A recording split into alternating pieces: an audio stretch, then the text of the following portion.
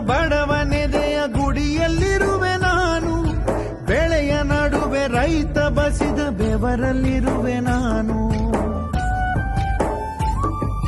ಕೆಲಸ ನಿನದೆ ಫಲವು ನಿನದೆ ಛಲದ ಒಡೆಯ ನೀನು, ಇದನ್ನು ಮರೆತು ನನಗೆ ನಮಿಸಿ ಶ್ರಮವ ಪಡುವೆ ನೀನು. ಬಿಡು ಮತಗಳ ಜಗಳ ಇದೇ